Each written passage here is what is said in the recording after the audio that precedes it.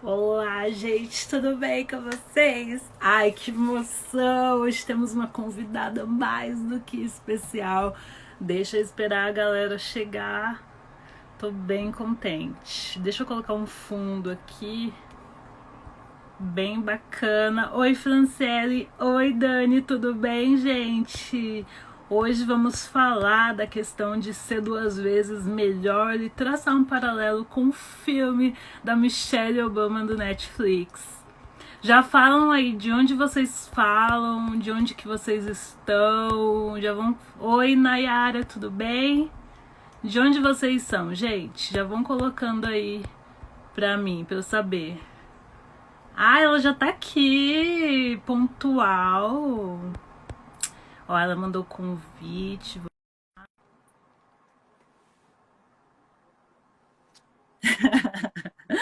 Chegou na hora. Muito pontual, amiga. Uau, adoro. Tudo bom com você? Tudo e você? Graças a Deus eu tô ótima, amor. Que prazer. Prazer é meu. Confesso que esperava um cabelo muito colorido. Ah, eu também, mas eu tive que tirar as tranças. Hum, Abaixa um pouco. Aí, muito Isso. bem. Tá linda, linda. Mas eu quero, Xongani, colocar dread colorido. O mesmo cabelo que é aquele que eu compro na Amazon, que eu faço trança, eu quero endredar. Porque eu não aguento seus dreads. Eu olho pra você, eu quero esses dreads aqui, mas eu quero colorido. Menina, eu também quero esse colorido aí. Então, você compra o cabelo normal na Amazon e aí você pode trançar ou fazer o dread. No caso, o Será seu que é... chega aqui no Brasil? Ah, eu não sei. Eu sei que o Wish, que é outro site, eu acredito que chegue. Mas aí depois eu te passo as opções. Oi, gente, tudo bem? Sim. Olha, eu vou me apresentar pro Xonganes, pro Xongs. Puxões. Xongs, eu sou a Inês. Eu moro aqui em Nova York desde 2018. Eu sou de São Paulo, Zona Oeste. E eu vim aqui, eu trabalho atualmente como produtora de conteúdo. Eu criei o canal que chama Inestimável Mundo, onde eu mostro Nova York sob o meu ponto de vista. E aí eu vou confessar uma coisa, que o nome Inestimáveis foi inspirado em você. Quando eu ia começar o meu canal, eu pensei assim, eu falei, gente, mas como que eu falo com as pessoas? Eu adorei a forma que você conversa com seus seguidores. Você chama de Chongs e tal. E aí eu pensei em chamar de Ferreiras, que é meu sobrenome. Ah, Aí eu falei, gente, acho que vai ficar estranho olhar. Olá, e aí, Ferreiras. Ferreiras? Acho que não. Aí, inestimável, eu achei uma coisa mais suave, assim. Então, essa sou eu. E se apresenta aí para quem não te conhece. Eu sei que todo mundo te conhece, mas se Não, apresenta. menina, imagina, muita gente me conhece. Eu sou Ana Paula Xongani. Eu sou. É sempre complexo, né? Tá. Eu sou Ana Paula Xongani, eu sou empresária. Comecei minha carreira como designer, na verdade. Sou formada em design, depois fui empresariar. Então, eu tenho um ateliê de moda há 10 anos, que é @ateliê Xongani. Depois, o Ateliê Xongani me levou para a criação de conteúdo, muito no lance de divulgar os produtos do ateliê, mas aí depois eu entendi que existia um caminho ali. Comecei a fazer o meu canal, o canal Ana Paula Xongani, que se tornou uma segunda empresa, que é a minha empresa de comunicação e de criação de conteúdo. E o canal Ana Paula Xongani me levou para a televisão. Hoje eu sou apresentadora do Se a Salva Fosse Minha, do GNT, que é um programa que está no Now, já vai voltar. Ixi, talvez, não pode falar ainda, mas talvez vai voltar pro ar. Vai voltar pro ar, sim. E é isso, aí eu me divido entre a maternidade, a criação de conteúdo, os programas de televisão, o Ateliê Xongani, algumas palestras que eu faço, enfim. Gente do céu, que carreira. Maternidade, né? É Tudo. uma puta carreira essa. Exato. Então, eu falei assim, gente, eu acho que é uma pessoa ideal para falar dessa questão de ser duas vezes melhor, de equilibrar os pratos da vida. Eu acho que é você. E aí eu quis te chamar, e aí foi bem na semana que teve o documentário da Michelle Obama, que é com base Menina, como eu no chorei. livro. Ah, eu também, eu tô. Ó, só... Mas eu não sei como para você como que foi, mas para mim foi um mix de emoção. Para você, como que foi assistir esse documentário? Nossa, pra mim também foi. Eu não. assim, eu terminei o documentário muito emocionada, com muita vontade de fazer muita coisa, assim, sabe? É muito lindo, assim, na verdade, eu acho que o que mais impactou no do documentário é muito lindo o trabalho que ela faz dela para algumas pessoas, assim, para além do trabalho que é publicado, que atinge uma grande massa. Eu acho muito importante a gente fazer um trabalho que atinge uma grande massa. Mas acho também que, aliado a isso, é muito importante a gente fazer um trabalho para alguns indivíduos. Porque eu sempre falo, por exemplo, eu estava inclusive falando, nessa quarentena, eu aproveitei muito para conversar com algumas mulheres negras que eu acompanho de longe e que eu admiro, ou algumas mulheres negras que eu acompanho de longe que eu acho que eu podia contribuir profissionalmente com elas, assim, dando a minha opinião ou falando alguma coisa. Muita gente fala, Ana Paula, faz uma consultoria, me conta como você fez. Então, eu selecionei algumas mulheres, assim, que eu admirava de longe e fui falar com elas. Uma delas, eu falei pra ela, assim, você nunca vai encontrar um textão meu. Nunca vai encontrar um textão meu. Eu gosto de conversar com as marcas, mas eu não converso treta entre indivíduos, principalmente se for mulheres, principalmente se for pessoas negras. Então, você nunca vai encontrar um textão meu na internet. Se alguém me marcar, me dar uma indireta, amiga, eu vou achar que não é pra mim, porque eu sou essa. Sou pisciana, entendeu? Eu tenho esse poder de abstração, de achar que essa indireta não é pra mim. Então, nunca você vai encontrar isso. Porque, às vezes, eu acho muito mais efetivo você transformar uma pessoa, um indivíduo, do que conversar com vários. E a Michelle me deu essa sensação de, tipo, ela faz trabalhos de grande impacto, mas ela conversa com alguns indivíduos e faz uma transformação na vida daquelas pessoas. Então, isso foi o que mais me levou, me emocionou. E eu não sei se eu te contei, eu fiz um mini doc para a Michelle Obama, eu te falei isso? Não! Menina, a pandemia, infelizmente, assim, atrapalhou muito o meu relacionamento com a Michelle. Ai, meu Deus! Mas eu fiz um mini documentário a convite do projeto social da Michelle Obama de educação para meninas, pro YouTube Originals. É um mini doc de 16 minutos falando sobre educação. Ela solicitou, ela selecionou 7 mulheres do mundo para apoiar esse projeto dela. Eu fui uma das selecionadas. E aí eu, óbvio, fiz o recorte de mulheres negras. Eu fiz um mini doc, depois eu te mandar, tá no meu canal. É um mini doc sobre educação para meninas negras. É muito lindo. Então eu já tava à flor da pele com a Michelle, né? Assim, muito emocionada e tal. Então foi incrível ver o documentário. Nossa, já tinha essa conexão. É a Michelle mesmo, ela mostra esse trabalho de base. E aí a gente fala sobre potência, sobre a importância de contar as narrativas. E aí eu quero contextualizar para quem está chegando agora. Eu não sei se todos já tiveram a oportunidade de ler o livro da Michelle Obama ou já assistir esse documentário que está no Netflix e tal. Mas eu sei que tem como encontrar aí na internet. Mas o Netflix, ele tem uma parte que você usa por algum tempo, acho que por uma semana ou um mês, aí você consegue se cadastrar e assistir de graça esse documentário que vale muito, muito a pena.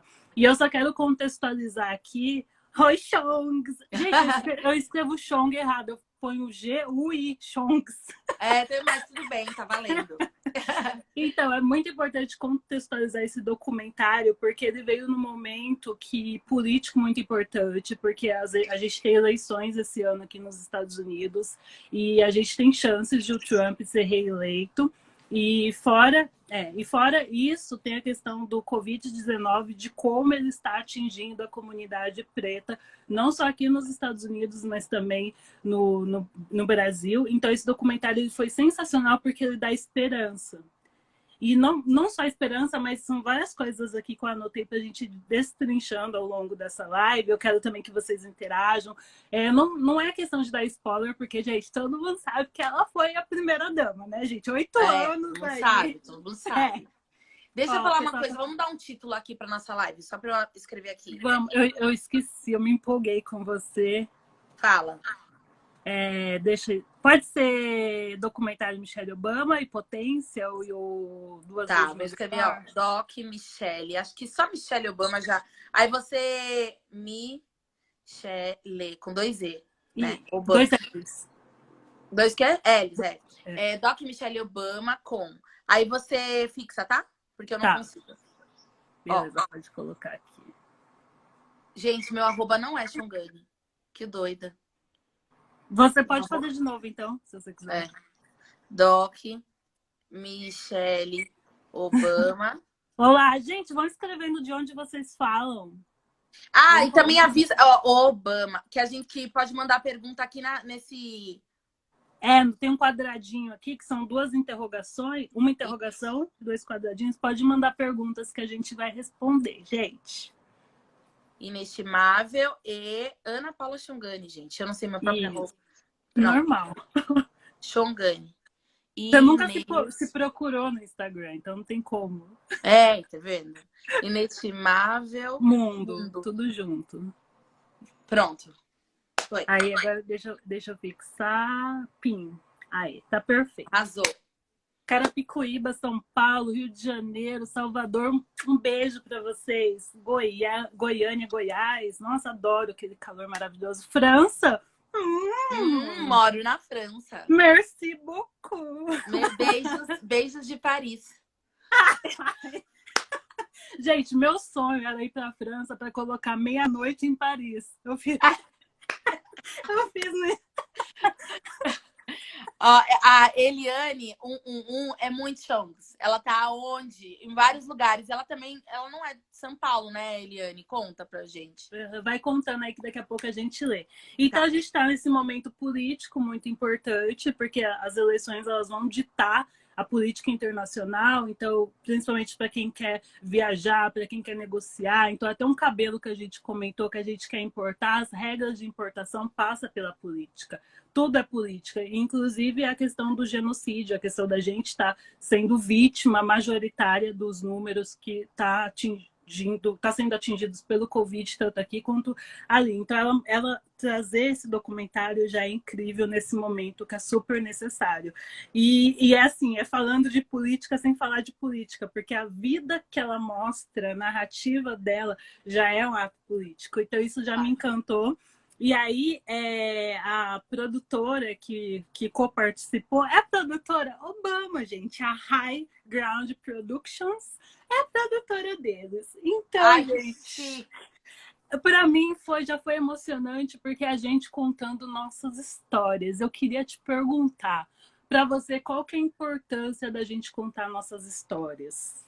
Nossa, e olha que coincidência, porque quando você assistiu o make-off do documentário, eu falei que foi a primeira vez que eu tive uma equipe enorme pra gente contar nossas histórias. Então, assim, foi muito... Isso impacta em todo o processo criativo. Então, ver, por exemplo, a diretora de som ali gravando o som enquanto se emocionava com a história de uma menina negra, eu tenho certeza que isso faz ela ter um cuidado muito maior, né? E outra coisa, eu sempre falo que nós somos plurais, assim. E o outro geralmente conta as mesmas histórias da gente. É sempre as mesmas histórias, as mesmas histórias. E a nossa pluralidade, ela fica invisibilizada quando é contada pelo outro, sabe? O bonito é a gente começar a contar. E também tem uma outra coisa que eu acho que a gente pode falar um pouco, que é assim... Eu sempre falo isso, falei isso num podcast que eu fiz com as meninas, chama Pausa Negra, Pausa Preta, o podcast. Eu falei isso, que assim, as nossas histórias de dor são muito parecidas, mas as nossas histórias de como superar a dor são muito plurais, são muito diferentes. Cada família preta criou uma forma de superação. A Michelle criou uma, a minha família criou outra, a sua família criou outra. E se a gente não tiver a oportunidade de contar as nossas histórias, a gente não vai ter oportunidade de divulgar e de distribuir as nossas potências, que pode inspirar outra família. Então, as nossas dores são muito únicas e muito próximas, mas as nossas superações são muito diferentes. Então, a gente precisa começar a contar nossas histórias, sabe? A gente tem pouca oportunidade ainda, porque a gente não detém os meios de produção. Não é à toa que a Michelle Obama faz um documentário tão lindo daquele. Tem trilha sonora própria. Eu nunca vi um doc com trilha sonora própria. Eu fiquei passada. Sim, ou, por exemplo, Kamasi Washington, que ele é de jazz, né? Cantor de jazz. Mana... Ou a Beyoncé, que hoje também detém os meios de produção. Ou, por exemplo, teve uma propaganda agora recente aqui no Brasil, da Thaís Araújo com o Lázaro em casa. A Thaís em casa. Quem dirigiu a Thaís? O Lázaro. Lágrimas. E assim, a propaganda é linda, super sensível. O olhar dele, de um homem negro sobre essa mulher mãe, uma mulher negra. Então, isso é muito importante. Faz toda a diferença no resultado final. Exato, e no documentário, pegando o gancho do que você falou, ela fala da questão do estereótipo, do outro te colocar nos estereótipos e como ela passou por isso na pré-eleição. Porque por mais que ela fosse aquela potência, ela falou assim, não, eu sei falar, eu sei me comunicar. E quando ela começava a comunicar, chegava um branco colocando ela no estereótipo, mulher raivosa, mulher isso, mulher aquilo. E aí eu gostei da forma que ela pegou. E aí eu acho que entra a questão de ser duas vezes melhor. Porque ela já era ótima, só que ela falou assim, não, eu vou ter que colocar o prompt, vou ter que usar o prompt. É prompt em português. Ai, gente, Luciana Não. Gimenez, que morre aqui 2 anos. Eu amo. Não, amiga, assume esse lugar. É que é perfeito em você. É que eu nunca soube, na verdade, o nome. E eu não sei o que é, porque eu não sei traduzir o que você tá falando. O prompt é quando você cria o texto e manda pra TV e aí passa e você tá lendo. Ah, o teleprompter. Teleprompter. TP, teleprompter. Isso. O TP. E aí ela fala que eu vou ter que usar o TP mais, eu vou ter que ser dirigida mais, porque ela tá vendo que ela tava caindo nisso, que acontece com todo mundo. E essa parte eu me identifiquei. Eu me senti humanizada, sabe? Mas conta uma história sua que você acha que tem a ver com isso. Ah, são tantas. Quando eu entrei numa empresa alemã. Porque eu era boa no que eu fazia, que eu também sou formada em design, mas design digital. E eu sou especializada em marketing. Marketing digital também. Então, eu falei assim, eu já tenho um conhecimento acadêmico que todo mundo falou que é só se esforçar que chega lá, né? Então, eu estudei bonitinha, com menção honrosa. E eu fui para a empresa, já sempre vim do mercado corporativo, mas eu fui para uma multinacional, acreditando em mim e tal. E, meu, um monte de porrada toda hora isso acontecendo. E ela fala isso no documentário, que é quando ela foi para Princeton, que ela sentiu isso. Então, para mim, foi quando eu entrei na empresa. E você? Quando que você já sentiu isso? Olha, assim, é muito engraçado, porque foi quase um meio de sobrevivência. Eu fazia um canal, assim, muito na emoção. Assim, eu tenho vários vídeos, inclusive os virais. São eu muito emocionado, muito bravo, muito triste, né? Porque o racismo ele é tão perverso que a gente perde o direito, inclusive, de ficar triste, inclusive de ficar brava, inclusive de entristecer, de expressar a dor que o racismo impacta. O racismo é muito cruel, porque assim, a gente tem que sentir o racismo e guardar, porque se a gente simplesmente reage, a gente é descredibilizada. Porque então, é a nossa reação que vão dar luz, e não o que aconteceu, né? Exatamente. E aí eu percebi que para minha carreira, eu precisava elaborar completamente o jeito que eu ia falar. Então, se você reparar, assim, a Xongani de antes e a Xongani depois, eu tenho um intervalo de 7 meses de depressão aí. E esses 7 meses de depressão foi por conta de um livro que eu fiz um vídeo falando que eu entendi aquele livro como racista. A escritora do livro resolveu tirar o livro de circulação do Brasil, do mundo todo. E aí a CBN fez um programa sobre essa tirada do livro, me acusando de Hitler, me comparou a Hitler, falou que eu tava fazendo... Como é que chama? Censura? Censura, isso. Que eu tava estimulando a escritora a fazer uma autocensura, porque eu tinha sido muito, muito, muito, muito violenta nas minhas palavras, porque eu falei, esse livro é racista, eu não vou apresentar pra mim. Sim, eu lembro na ocasião isso. Então assim, eu era vítima ali naquele caso, né? Porque identifiquei que aquele livro era racista e tava pra minha... E eu não queria oferecer isso pra minha filha, sendo que era leitura obrigatória na escola. E, de repente, eu estava sendo comparada a Hitler na maior emissora de rádio do país, entendeu? Que tem um alcance maior que seu canal. Exatamente. E aí, isso me levou, junto com outros fatores, a uma depressão muito profunda. E quando eu voltei, eu falei assim, cara, eu preciso voltar para a internet de uma forma que eu esteja protegida. Porque eu não quero mais me expor à depressão, né? Então, eu preciso elaborar. Então, tipo, todo mundo acha que eu sou... assim, muito pacífica. Não, eu elaboro, porque eu entendi que eu não posso ligar a câmera a hora que eu sentir e publicar. Isso é muito violento. Isso é ser 2 vezes melhor. Isso é muito violento, porque às vezes eu tô com raiva. É horrível. E aí a pessoa que é branca e tá com raiva, ela vai lá e fala que tá com raiva e todo mundo fica sensibilizado. E eu tenho que pegar essa raiva, elaborar de uma forma absurda pra chegar sorrindo na internet, entendeu? Sim. E aí, mas aí isso eu faço meio que uma brincadeira, uma ironia. Porque eu chego e Uhum. falo assim...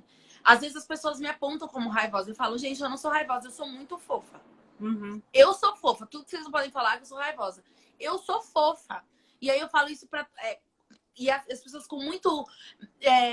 porque é isso, elas querem encontrar em mim, sendo uma mulher preta escura, essa raiva que hoje eu não deixo caminhos para elas encontrarem. Porque é isso que vai me excluir. Então, por um lado, é positivo, porque eu acho que eu alcanço novos lugares a partir dessa elaboração. Mas, por outro lado, Uhum. é muito violento. Não Sim. é porque eu sei fazer que deixa de me machucar. Sim, exatamente. Isso é uma linha muito tênue e vai para é uma, como posso dizer, é um subterfúgio que as pessoas até falam assim, nossa, como você fala bem, como você é articulada, como você é guerreira. Eu acho que tudo isso entra no mesmo combo, porque na verdade você só queria passar uma mensagem, você só queria viver. Só que aí a gente tem as coisas que interferem a gente, né? E aí, com isso, a gente tem que reagir de alguma forma, só que a gente não pode reagir naturalmente. Então, quando eu falei do peso de ser melhor, porque além de você superar a tristeza do que aquela situação causou em você, você tem que arrumar algum. Se isolar na sua competência, tirar dali algum subterfúgio para tentar passar, superar aquilo, superar o que você está sentindo e tentar resolver a situação. É muita coisa para administrar, gente. Muita, muita. E aí, assim, tipo, isso é muito louco, né? Porque a gente, às vezes, não, às vezes, entregar o mesmo trabalho já é ser duas vezes melhor. Por exemplo, deixa eu ver. O Se Essa Roupa Fosse Minha, que é o meu programa de GNT. Somos 3 apresentadoras, 2 mulheres brancas e eu. E essas 2 mulheres brancas são bem brancas, assim, brancas real oficial, assim, brancas. E eu, né? E aí, quando eu comecei a gravar, tem uma função no cinema lá que chama que é assistente de direção, que ela é focada em cuidar do elenco. O elenco é muito mimado, assim, é muito bom, assim, ser elenco, porque o elenco é super mimado. E aí ela chegou e falou assim pra mim, né, Paula, como que eu posso te ajudar? O que você precisa? Lá. E eu falei pra ela, eu preciso não sofrer racismo. Garante isso que o resto eu entrego. Se você garantir isso, o resto eu entrego. É claro que eu tava... Eu sou um pouco irônica às vezes, entendeu? É Adoro. E é claro que ela também não conseguiu garantir isso. Eu sofria racismo todos os dias no set, principalmente nas externas, né? E aí eu falava assim pra mim mesma, e às vezes verbalizava, porque eu também, como eu tava nesse lugar de protagonista, eu tinha a possibilidade de falar mais, porque eu era uma função que era insubstituível no set. Que é isso, a gente tem medo de ser substituída. Ah, se você é assistente de arte, você fala muito, você é trocada. Agora, se você é apresentadora, não tem como. Começou a rodar, não tem como trocar do nada, né? Então, eu aproveitei um pouco isso pra falar algumas coisas. E eu falava assim, falei, olha, eu acabei de sofrer um racismo. Por exemplo, sei lá, eu chegava, as pessoas não achavam que eu era apresentadora, várias coisas. E aí eu sofri o racismo, não falava nada. Gravava, entregava a minha diária. Chegava no final, chegava pra minha diretora e assistente de direção, que tinha lá a função de me deixar bem. Falava assim, ó, eu sofri racismo. Você gostou do meu trabalho hoje? Gostei. Falei, ó, eu sofri racismo e entreguei o mesmo trabalho. Só que eu tô mal. Eu queria que ela soubesse. Eu comecei a entrar numa pira que eu queria que ela soubesse que eu tinha feito 2 vezes, entendeu? Eu queria que ela soubesse. Porque assim, porque o dia que eu não conseguisse, eu queria que ela soubesse porque eu tava cansada, entendeu? Entendeu? Aí eu falei pra ela, eu falei, olha, hoje, todo dia que eu falei, ó, mais um dia de racismo, sabe? E mais um dia de um trabalho entregue igual as minhas 2 companheiras. Mulheres brancas que não sofreram racismo nenhum. Só queria que vocês soubessem isso. E eles falavam e ia embora. E já ficava feliz de ter falado, entendeu? Então, é isso que a gente tem que pensar enquanto pessoas pretas. Entregar o mesmo trabalho já é entregar 2 trabalhos. Estão perguntando como sua superior reagia. A Bel, que é a minha diretora, ela era muito sensível. E aí eu acho que assim, gente, tô falando muitos segredos aqui nessa live. Nem sempre a gente consegue. É um ambiente de acolhimento aqui. Nem sempre a gente consegue ter as pessoas pretas ao nosso redor. Eu tava chegando, eu não era líder daquele espaço, eu não era a tomadora de decisão. Tanto que aconteceu uma coisa muito linda nesse processo de gravação, que minha mãe fechou o ateliê pra estar comigo no set, porque eu precisava ter alguém preto lá dentro, junto comigo. Era uma equipe de 40 pessoas, eu era a única pessoa preta. E assim como na escola que minha mãe sempre esteve presente, eu chegava no intervalo, eu via minha mãe na sala dos professores, a minha mãe de novo tava lá comigo, pra eu ter um espelho. Entendeu? Então, assim, nesse momento que a gente não tem outra pessoa preta, a gente tem que fazer aliança com pessoas que são sensíveis à nossa causa, independente de que elas são, senão você não sobrevive. Sim. É sobre sobrevivência, entendeu? E a minha diretora, Isabel, ela era incrível. E ela era uma pessoa muito sensível, sabe? E ela organizava as coisas. E ela... Então eu falava e ela reagia com acolhimento. E ela dava bronca na equipe que não chegou antes e não falou que tinha uma apresentadora preta. E aí ela começou a criar metodologias. Equipe, você tem que chegar antes, avisar que a apresentadora é a Ana Paula Chongani, mostrar a foto dela, avisar e contar, porque a Ana Paula não pode sofrer isso no dia seguinte. Então ela tinha essa ação. E a diretora é a líder ali e ela queria resolver. Porque ela também queria entregar um bom trabalho, ela tinha um motivo para resolver. Porque eu era apresentadora. Então, assim, às vezes receber esse lugar de protagonismo é muito importante. Você pode fazer outras mudanças. E assim como eu falei para ela, eu falei, ó, no final de tudo, porque estratégias. Eu falei, olha, foi incrível, muito obrigada por tudo que você fez por mim. Ela foi incrível. Mas no próximo, eu quero muito trazer pessoas pretas para trabalhar aqui. E ela falou, no próximo a gente vai trazer. Então eu precisei sofrer tudo isso. No próximo eu ter um lugar melhor, entendeu? E eu acho que, entende? Assim, é cruel, não é legal. Não sou incrível por isso. Não devia ter passado por isso. Eu não sou melhor porque eu passei por isso. Eu não devia ter passado. Mas já que esse é o único caminho, que seja um caminho estratégico de transformação. Sim, é fogo, Ana Paula, porque vira uma coisa assim, ao invés de você estar discutindo o posicionamento da câmera, a questão da fonoaudiologia e tantos outros recursos que tem ali no audiovisual, que você poderia estar, tipo, gente, aí, vocês que gravam, entendeu? E a questão do TP, sabe? Coisas que realmente é da sua área enquanto apresentadora, você tem que ficar discutindo assuntos de 1500... É isso. Sabe? E isso é muito absurdo. Não, e o pior, amiga, não é invés, é também. Exato. É soma, né? Exato, porque você faz sua lição de casa, de se aperfeiçoar, de decorar o que você vai falar, de pensar.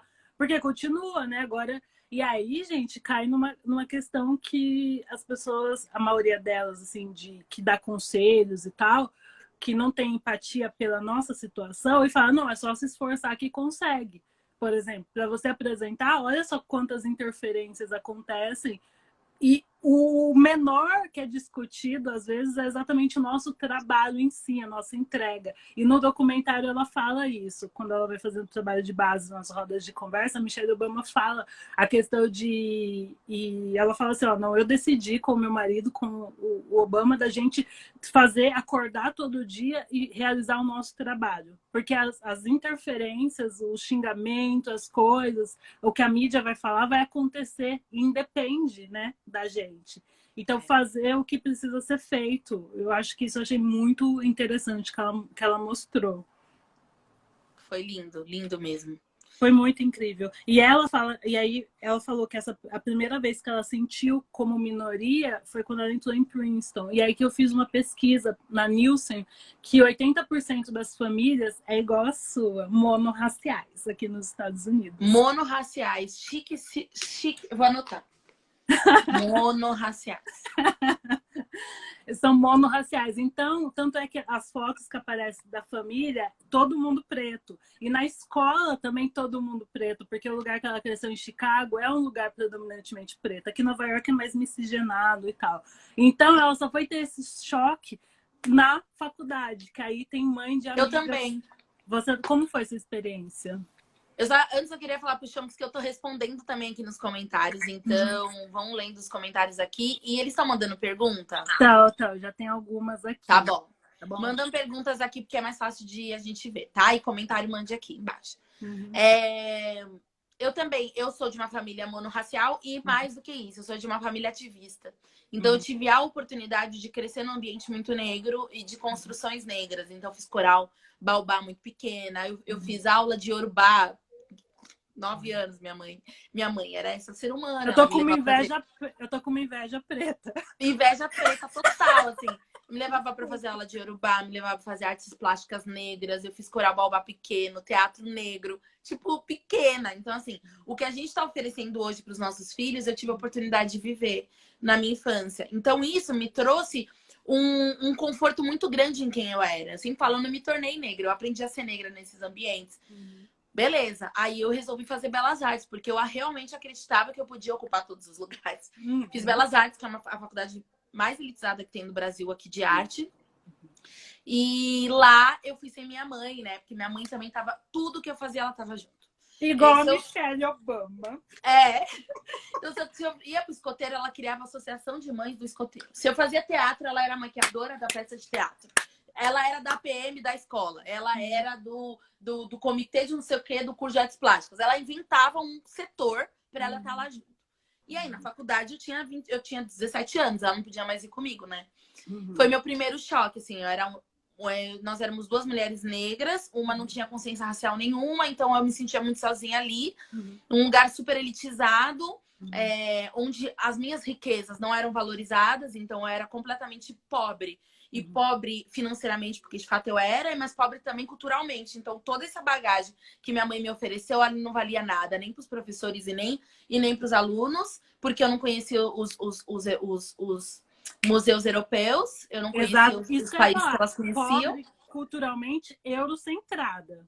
Exatamente. Toda a minha cultura que eu tinha absorvido durante anos, desde quando eu nasci, para elas e eles, eram nada, era lixo, não servia para nada. Para você ter noção, o meu TCC, que já foi sobre pesquisa de arte e cultura negra, eu não tive orientador. Ninguém quis me orientar. Nenhum dos meus 18 professores quis me orientar. Eu fiz sozinha. O meu orientador foi meu companheiro, que na época fazia a USP, já sabia a metodologia de pesquisa, já estava no mestrado, eu acho, não lembro exatamente, mas ele sempre foi muito inteligente, então ele foi meu orientador do TCC. Eu cheguei com o trabalho pronto, eu não tive orientador, pra você ter noção, o grau de violência que é esse lugar, né? A solidão da mulher negra na Belas Artes. Não, total. Por isso que eu falo que a solidão da mulher negra tá muito além das relações afetivas e sexual, e para mim isso é muito depois. Antes, até a gente chegar no sexo e nos afetos de namoro, a gente já passou por violência na escola, a gente já passou por violência no parquinho, a gente passou violência na faculdade, a gente passou violência debaixo do prédio, na rua de casa, a violência da invisibilidade na TV, dos jornais, do teste de teatro que você foi e não foi vista, que riram de você. Quando a gente chegou no sexo e no namoro, as mulheres pretas elas já têm ali sequelas de violência e de solidão históricas, assim, enormes. E é por isso que a solidão afetiva e sexual machuca tanto. Porque a gente já tem ali, no nosso DNA, registrado essas violências. E hoje, como eu tenho uma filha, é muito doloroso. Eu não queria passar por isso. Eu percebo o quanto é cedo e o quanto que isso vai refletir nela, sabe? Sim. No Mas TED, outro assunto já, né? no seu TED, você, você amiga? fala isso de passar o bastão para as pessoas brancas. Lá na Belas Artes, você conseguiu fazer amizade com pessoas brancas? Não. Eu tenho uma amiga que se manteve, uma de várias, porque ela foi para Moçambique e isso gerou uma conexão. Isso. Mas eu fiquei. Eu primeiro chegava muito mais cansada do que elas. Elas chegavam na faculdade. Uau! Felizes, elas tinham dormido a tarde toda! Feito o trabalho com empenho. Eu tinha ido trabalhar, né? Então eu já chegava em outro ritmo. Meu papo não era o papo delas, então os professores, eles negociavam muito com essas alunas, porque as alunas eram filhas de pessoas importantes da moda e das artes, do design. Então, eles também queriam um pouco de emprego junto com a filha. Então, eles colavam nessas meninas. Ai, me conta do seu pai, como ele vai, como ele tá. E ninguém conhecia meus pais. Então, era muito solitário, assim. Era um A lugar Michelle muito fala hostil. isso no documentário, que eles são a primeira família que foi para Casa Branca e não tinha antepassados que foram para lá, que tiveram lá. Então, eles foram os primeiros de... Cheguei na Casa Branca. Ela fala, sou descendente de escravo, né? Exatamente. E essa noção é muito cruel, assim. Uhum, Cruel e importante. A gente é descendente de escravo. Eu costumo dizer que, ó, gente, a escravidão foi do século XIX. Eu nasci no século XX, você também. A uhum, maioria de nós nasceu no século XX. Quando passar muitos anos, a gente vai ser lido e falado historicamente como pós-escravizados. uhum. Nós somos o pós-escravizados. Entendeu? E é importante a gente entender isso. A gente é bem o pó. É assim, gente, a história vai. Quando tiver no século. A gente tá no 21, quando tiver no século 30, vai ser Sim. contado assim. Que a história reduz, né? É Uhum, resumida. 19, escravidão. 20, pós-escravizado. Somos uhum. nós. Sim, é nóis. É nóis. É importante, igual você falou no TED, que os brancos entendam isso. Porque todo mundo reproduz o racismo. Então, por mais que conscientemente eles falam, ah, a gente não é racista, tá? Mas igual você falou da pessoa no seu trabalho, falando assim, não, gente, todo mundo já. É uma coisa que tem que se movimentar as estruturas, porque senão a gente que fica. Isso que aconteceu comigo na empresa, as pessoas colocavam em mim que eu que tinha que mudar, porque estava todo mundo reclamando de mim. Então, você, ah, Inês, tá todo mundo reclamando é porque você tá fazendo alguma coisa errada. E hoje, Ana Paula, eu entro no site da empresa, eu baixo o catálogo da empresa, tem soluções das quais eu sugeri naquela época, que foi motivo de dar risada, que eles estão utilizando até hoje.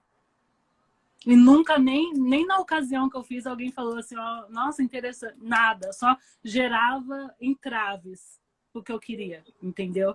Mas eu não sabia ler isso como racismo, eu achava que isso era incompetência, sabe? Claro, claro, claro. O mundo corporativo, que eu não manjo, acho que você pode falar muito mais que eu Uhum, sobre isso, ele é muito cruel. Porque tem um. A minha leitura é que tem um lance de apresentar resultado. uhum, Apresentar resultado. E os uhum, subjetivos, eles são pouco vistos, né? uhum, O que é subjetivo, ele é pouco visto, né? Então, uhum. assim, mesmo o que é objetivo é invisibilizado e o que é subjetivo também. Então, assim, é muito difícil existir nesse lugar. Eu não sei. Como que Não é? sei como a Rachel Maia faz, a gente poderia entrevistá-la. Vai A lá, me conta. Luiziane, a Rachel, todo mundo. Então, são tantas coisas que acontecem que eu me identifiquei muito com a Michelle Obama falando de como que era na Casa Branca as coisas que ela passava. Porque realmente na empresa você é minoria. Você chega na empresa, você é minoria. E aí as coisas que você faz, que seu conhecimento e tal, ele é desvalorizado automaticamente. Só por você estar ali já gera questão. Ah, mas por quê? Por que contratou ela? Aí pronto. Aí começa, e aí você tem que treinar muito o seu psicológico, ter muito jogo de cintura, mas você tem um limite, sabe? E não tem como você ser mais do que o que você já é. Porque não é questão estrutural, sabe? Se a empresa que tem plano de diversidade, de contratar uma pessoa, de pessoas, né, e não tem treinamento para toda a equipe sobre isso, sabe? Não adianta, continua uma reprodução, uma mini reprodução do racismo, mini porque é um laboratório ali. Todo dia na sua equipe vai ser um caso diferente, se não for feita uma ação mesmo. E é treinamento para as pessoas. Aliás, tem um caso aqui da Sephora, que é a cantora Ziza, Hum, ela foi na Sephora e foi seguida por um segurança. Não sei se você soube disso. sim, soube. E aí o que a Sephora fez, fechou todas as Sephoras por um dia para treinamento sobre diversidade para a equipe. E é Falta fazer isso. no Brasil agora, né, amiga? É. Porque aqui tá puxado, viu? Então, e isso é uma das coisas que eu mostro mesmo no meu canal, quais são as soluções que os Estados Unidos estão dando. Isso de dar treinamento Isso é maravilhoso, tem gente. impacto econômico, mas a gente pode fazer em menor escala. Se a empresa tem 5 funcionários, e um preto pode falar para esses 4, para todo mundo, falar assim, gente, o Brasil é isso, a chance de um profissional negro crescer é menos de 1%. Nananã, a gente não está acostumado a ver um corpo preto tomando decisões, porque foram 400 anos, né? Trabalhando de graça. É Entendeu? isso. E isso prepassa em todas as relações de trabalho, de relacionamento. Então já tem um contexto histórico e a gente é inserido nele. Então é maior do que a gente. E aí eu acho muito legal porque, ok, você tá num patamar que você tá crescendo, você tá em ascensão, né? Tá indo. Eu acredito que você ainda vai chegar num lugar muito, muito, muito, muito, muito maior. Tenho fé em você, acredito em você. Ai, amiga, obrigada. Eu tô começando aqui e eu também acredito em mim. E aí tem pessoas que estão assistindo a gente que falam assim, meu, mas eu não consegui nada, eu ainda estou me descobrindo e tal. É muito legal essas rodas de conversa que a Michelle Obama faz nas escolas com a minoria, porque ela pega o exemplo da vida daquela adolescente. A adolescente fala assim, eu tenho que cuidar dos pais. E tudo que eu faço, não tem nada de excepcional. Ela fala, não, o que você está fazendo é excepcional. Essa é a sua história, conte-a. Exatamente, eu lembro muito dessa cena. Uhum. Ela, a partir da história do outro, ela realmente faz um exercício de empoderamento, né? Como as pessoas falam que você não consegue empoderar o outro. Empoderamento é um ato de si para si mesmo. Uhum. Mas ela dá ferramentas para isso, né? Exato. Eu acho que esse é muito o nosso trabalho também, o seu trabalho, o meu trabalho, de oferecer ferramentas, assim. Uhum. A gente não sabe, cada uma tem uma história e tal, mas ferramenta a gente pode ir distribuindo, cada uma vai encontrar uma ferramenta que serve para si. E como eu disse, assim, também, sei lá, é muito lindo esse trabalho na internet, sabe? Eu fico muito puta quando as pessoas desvalorizam e falam assim, ai, porque, ai, blogueirinha. Ai, me irrita. Eu na verdade, me irrita, mas eu faço como? Eu assumo, eu faço blogueirinha mesmo, entendeu? Uhum. Agora me fala quantas blogueirinhas igual a mim você já viu? Uhum. Quantas blogueirinhas de dread você conhece? Uhum. Quantas blogueirinhas escuras você conhece? Ah, então é blogueirinha que eu sou, então é isso que eu quero ser. Uhum. Então me estruture para ser uma blogueirinha, como você tá me enxergando e tá me falando de mim, sabe? Uhum. Porque esse trabalho é um trabalho muito lindo, assim. Primeiro, por exemplo, você está fazendo um trabalho incrível de trazer ferramentas norte-americanas que a gente sabe que tem uma história completamente diferente, mas é uma referência importante pra gente. Uhum. O que os negros norte-americanos fazem é muito, muito inspirador pra gente. Então, ter uma mulher negra brasileira que vive essas experiências e que traz pra gente é mais ferramenta pra gente se transformar e pensar em novas ferramentas, porque ferramenta é isso, né? Uhum. Ferramenta você tem pra fazer a sua arte, pra fazer a sua mudança. Então é ferramenta, né? Não é automático, é só um instrumento. E tantas outras, sabe? Que tá fazendo esse trabalho de transformação e ele tem importância em vários níveis, eu acho. O primeiro é que a gente precisa acessar esse lugar que vem sendo o novo poder. Pessoas estão se elegendo graças à internet. Pessoas estão ganhando dinheiro graças à internet. Pessoas estão comunicando graças à internet. Não dá pra, de novo, não ter pessoas negras nesse lugar, gente. Desculpa. Exato. Não dá. Não dá. A gente já não tá na TV, não dá pra não estar na internet. Uhum. Outro fator que eu falei agora é que é o dinheiro, gente. Cara, se tem dinheiro circulando na internet, a gente precisa pegar esse dinheiro pra gente. Sim. Sabe? Não dá pra esse dinheiro de novo passar assim nas nossas mãos, a gente ser meio de produção deles, porque nós somos a maioria que consumimos, porque somos a maioria do país. Uhum. E isso não reter pra nós mesmos, não dá. Então, assim, assumem a internet como lugar de ganhar dinheiro, um dinheiro que de fato é nosso. Considerando que a maioria das pessoas que consomem são os nossos, né? Então, assumir esse lugar também. E também esse lugar de protagonismo, sabe? Uhum. E mais, de produtora. Você disse, eu sou uma produtora de conteúdo. Você falou lindo. Eu tenho fé em mim mesma. Isso é muito bom. Lembra que a gente falou da Michelle Obama? Uhum. Que ela produziu o próprio documentário dela? Uhum. E que ela virou detentora dos meios de produção? Uhum. Quando a gente é criadora de conteúdo, eu acho que é um exercício sobre isso. Nós, criadoras, também não somos totalmente detentoras dos meios de produção, porque a gente publica no Instagram. O Instagram é de uma pessoa branca. Uhum. E porque a maioria do dinheiro que a gente recebe é de pessoas brancas também. Então, a gente não é totalmente detentora. Mas a gente é parcialmente detentora dos meios de produção. Então, vamos exercitar isso. Porque quem sabe, um dia o Inestimável Mundo ganha muito dinheiro e contrata você. E aí sim a gente conseguiu o rolê inteiro, entendeu? Mas a gente precisa ter exercício, prática. Então, vamos pra internet. Amém. E você falou isso do recurso financeiro e tem uma tecnologia que é incrível, que é milenar, que é a fala, gente. Contem suas histórias.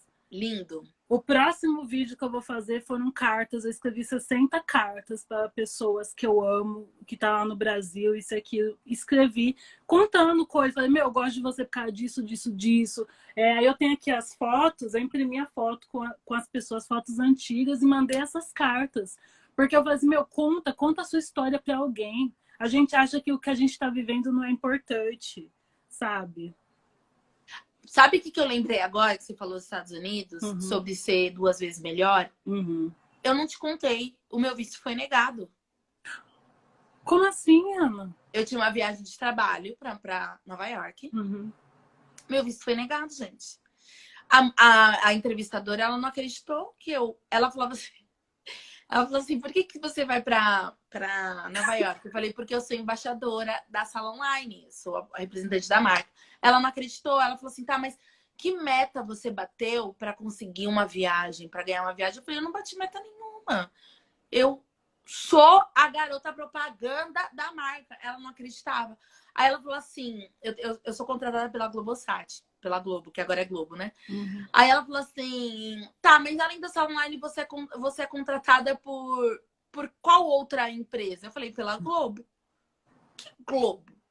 A Globo, a maior emissora da América Latina, Uhum. a Globo. Falando normal, tá? Eu, a Uhum. Globo, TV Globo, a maior emissora da América Latina. Eu sou funcionário da Globo, eu tenho um contrato. Tá aqui o contrato, impresso. Você quer? Ela, não. Ela não acreditava no que eu dizia, amiga.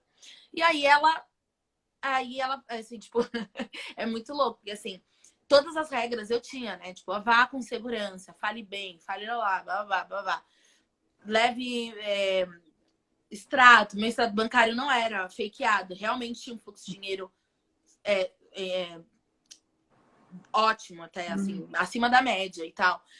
Leves contratos de trabalho, tinha tudo. Mas, infelizmente, ela não pediu para ver os meus documentos porque ela não acreditava na minha fala. Ela não acreditava no que ela lia sobre mim. Uhum. Ela não acreditou que eu tinha um contrato de trabalho, que eu ganhava uma viagem, e nem que eu era contratada da maior emissora da América Latina. Fim. Mano, então, eu sinto muito por isso, sabe? Sinto muito mesmo. O meu também foi negado a primeira vez. E aí teve que o homem branco fazer uma carta. Eu me senti muito mal. Me senti muito mal. E aí o homem branco fez uma carta lá, e aí ele só leu a carta. Não perguntou nada. Só o cônsul só leu a carta. Porque, na verdade, Ana, eu acredito que o seu visto, o meu visto, ele já foi negado quando a gente chegou lá. Nada do que a gente falasse ia fazer, cara, porque já tá no imaginário da pessoa. Essa pessoa não deve nunca ter trabalhado, ou ter visto, ter conhecido uma potência negra. Porque realmente não acredita, porque nunca se abriu para ver isso. Eu tô até anotando isso, porque eu anoto as coisas que me impactam. Quando a gente chegou, e o pior é que você não sabe, que eu falta contar uma parte, Ainda do tem céu ao pior, inferno. amiga. Não, essa parte é um pouco melhor, mas é pior, você vai entender. Tem duas etapas. Eu fico muito revoltada, porque eu lembro sabe, do plano de eugenia, quando traziam brancos para o Brasil, proibiam negros virem para o Brasil, negro americano já foi proibido de ir para o Brasil. Nosso visto, ele tem mais chance de ser negado. Enfim, desculpa, é que foi um gatilho para eu lembrar de tudo. Não, assim, eu juro para você, eu não dormi 2 noites seguidas, e fazia muito tempo que eu não tinha uma insônia tão pesada. Eu fiquei muito mal. Eu nem contei pro Chonks. Eu nem contei ainda pro Chonks, porque logo em seguida começou a pandemia. E aí foi outra treta. Foi recente isso? Menina, foi agora. Uma semana antes da pandemia, da pandemia chegar no Brasil. Ai, caraca! Amiga, foi agora! Eu tô achando que foi, sei lá, 1990. Amiga, foi 2020. 2020. E eu fui do céu ao inferno. Porque assim, tem 2 etapas. Uma você tira digital e outra você faz a entrevista. Na etapa da digital, era uma mulher negra e me conhecia. E ela fez um escândalo. Ela não falava português direito. Mas ela queria me contar que ela me amava. Aí ela ficava assim... Ai. Ah! Beautiful! Elas são assim. Ai. Aí eu saí desse céu. E aí ela falava assim, eu admiro, eu vou no ateliê. Ela tentava falar e falava do jeito dela. E I love you, so good. E assim, emocionada. E ela falava no microfoninho, a fila toda ficou tipo, quem é essa menina? Ninguém me conhecia ali na fila do visto. Aí ela, quem é essa menina? Tudo quando eu voltei, a menina tava atrás de mim e falou assim, por que ela falou assim com você? Meio até assustada. Aí eu falei, é porque ela gostou de mim. Eu nem tive coragem de falar, porque eu falei, gostou de mim. É muita emoção, né? Ser recebido assim. Aí, menina, saí da fila do Shongani Beautiful, I Love You. Eu não sei se eu dou risada, se eu choro. Fica, vamos rir, porque assim, na dúvida, ri. Saí do I Love You Beautiful.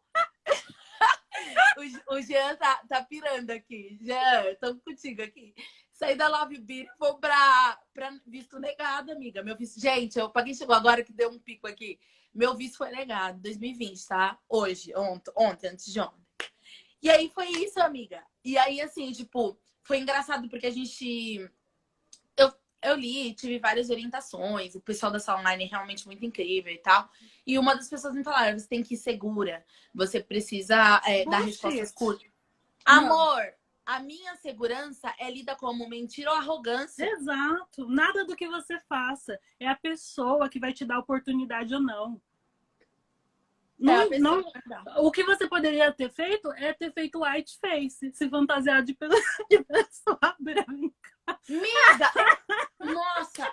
E aí, com esses dreads, eu falei, eu pensei nisso. Olha, gente, olha, vamos lá, agora vai ser um momento de depressão aqui, juntos. Deixa eu mudar o riso, então. Caraca, mana. São anos de trabalho, entendeu? Hoje eu sou reconhecida como Ana Paula Chongani. Tenho o Chonks, que é uma coisa que eu tenho muito orgulho.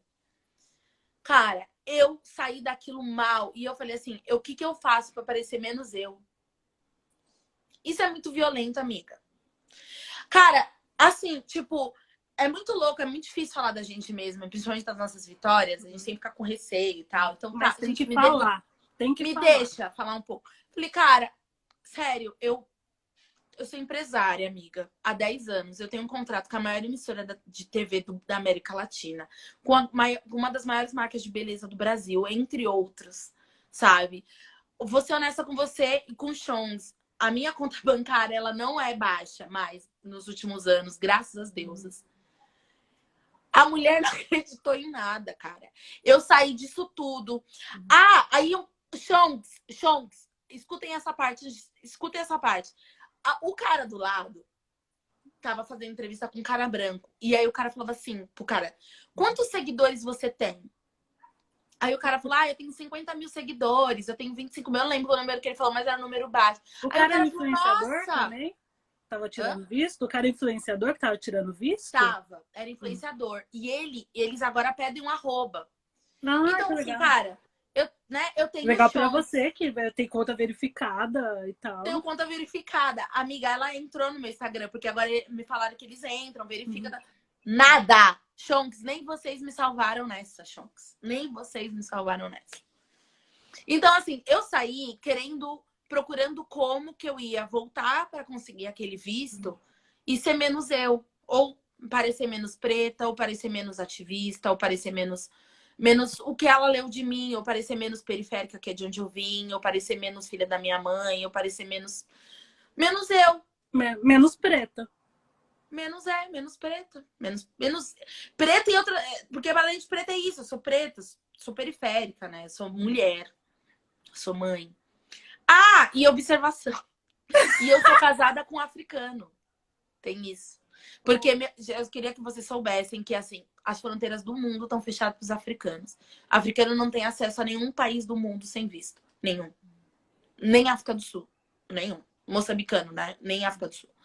Então, tudo precisa de visto. São pouquíssimos países africanos que têm acesso a algum outro país sem visto. Então, quando ela leu que meu marido era africano, aí ela já... Mas é isso, amiga, não, é sério. Eu já passei por isso. O conselho que, se você permite, eu dou pra você e pra outras pessoas, não é sobre você. Não é sobre o sistema que já existia antes de você.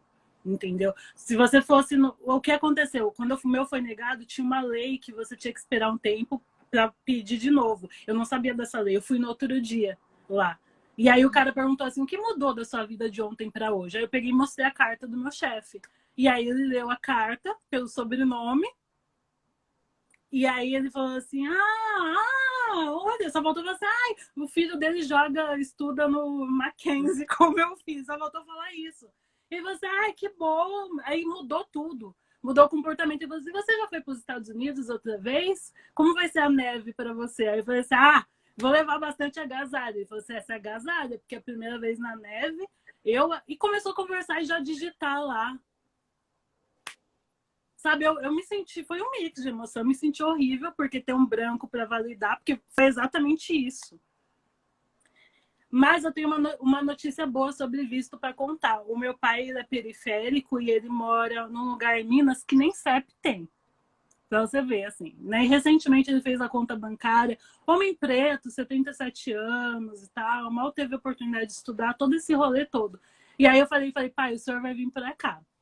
E aí ele começou a dar risada. Ele falou, me fala como que vai. E aí ele foi pro visto. Ele e a namorada dele, que meus pais são separados, mas ele tem uma namorada também de 70 e poucos anos. Os dois chegaram no consulado de mão dada.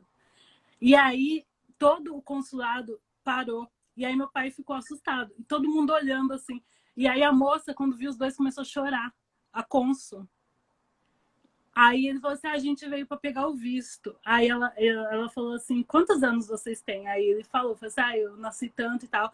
Vocês são casados? Aí meu pai falou assim, a gente tem o... Ai, qual que é o... Era o...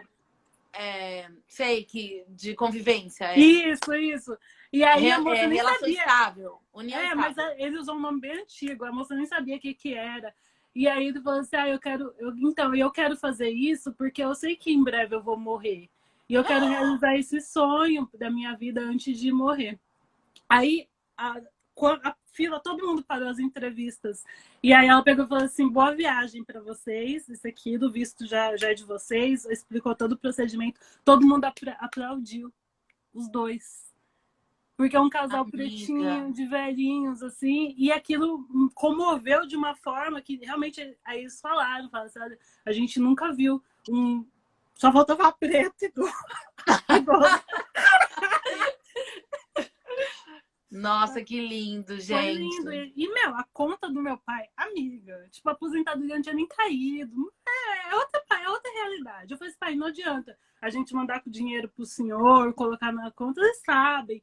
Vamos com a cara e a coragem. E foi isso. Então é muito relativo essas coisas. É muito. Eu vou tentar de novo. Tem muita gente perguntando. Eu vou tentar de novo. Me falaram que dá para recorrer. Eu tenho que pesquisar. Porque eu preferiria recorrer, assim. Tipo, em vez de tentar de novo e de novo cair nesse subjetivo. E é muito triste. Muita gente se emocionou, tá falando aqui. Não. É muito triste porque eu não tava com medo, amiga. Eu fui sem medo. Eu tava naquela fila do visto sem medo. Mas agora eu vou com medo. Que merda. Então é isso que fala do documentário, que a gente vai deixando nossas qualidades pelo caminho, porque essas situações vão acabando com a gente. Tipo assim, você tem que ser otimista, tem que chegar lá. Isso daí é pros brancos, gente, porque o branco não tem estereótipo. Ana, deixa eu te contar uma coisa. Sabia que o nosso cabelo crespo é revistado em alguns voos internacionais? Como? Eu fui pro Alasca, quando eu voltei, eu quase perdi meu voo de Alasca para Nova York, porque quiseram revistar meu cabelo. Mas eu fui revistada em Londres. Então, e aí eu via pessoas brancas passando com dread, não era revistado. É isso, amiga. Ó, a nossa amiga, live a gente tem que vai fazer acabar... 535 lives. Porque tem isso agora, né? A nossa live vai acabar, infelizmente a gente nem leu as perguntas aqui. Já deu uma hora, amiga? Já, 1h57 aqui, horário de... Ai, gente, a gente tá vendo seus sapatos. Vai, pega esses 3 minutos, lê alguma, vai, pelo menos. Tá, deixa eu ver aqui. Eu também vou procurar aqui alguém que escreveu. Convivo muito com pessoas sem consciência social no trabalho. Vai ficar gravado. Trampo na Sephora. Olha só que legal, vai ficar gravado 24 horas. Amigo ou amigo, mostra lá a pessoa da sua Sephora. Diz que assim, eu já sofri muito racismo na Sephora, que eu odeio eles. Tá. Que eles vão mudar muito. Eu vou tentar baixar essa live no Google Chrome e colocar no meu canal no YouTube, no Inestimável. Tá que bom. foi tão rico a gente ter conversado. Foi muito legal, amei. Tem alguma coisa que você não falou e queria falar agora nesse momento? Que eu vou pra Nova York, vou te dar um abraço. Tenho fé. Cara, eu vou aproveitar. Olha, eu vou confessar que eu nunca sonhei em Nova York. Assim, nunca foi meu país dos sonhos. Mas essa história me deixou assim... Mas eu queria aproveitar para puxar a sardinha do Chongs e você também dos Ferreiras. Porque, assim, eu queria muito... Às vezes eu fico meio pirada de dar noção para os Chongs o quanto que é fundamental a gente ter uma comunidade que nos apoia. E o quanto que a internet nos dá essa possibilidade, essa oportunidade, assim. Eu brinquei agora que o negócio do visto... nem os Chongs me salvaram. Por quê? Porque nem os Chongs me salvaram mesmo, mas porque muitas vezes os Chongs me salvaram muitas vezes, assim, sabe? Então a gente sempre teve uma comunidade que nos apoiava, as pessoas pretas, né? Os quilombos eram comunidades que nos apoiavam, né? Os coletivos negros, os coletivos feministas, os coletivos de base, de periferia, sempre são comunidades que nos apoiavam, mas às vezes a gente não consegue carregar essa comunidade com a gente. E hoje ter os Chongs, a gente ter mais 100 mil no Instagram, tem muito Chong revoltado que a gente não é mais 100 mil no 10 segundos para acabar. Ai, meu Deus, mas eu queria que vocês soubessem, tanto para mim, hoje eu vou falar também por você, que vocês fazem muita diferença na nossa trajetória. Ai, gente, beijo. Amiga, obrigada. não vai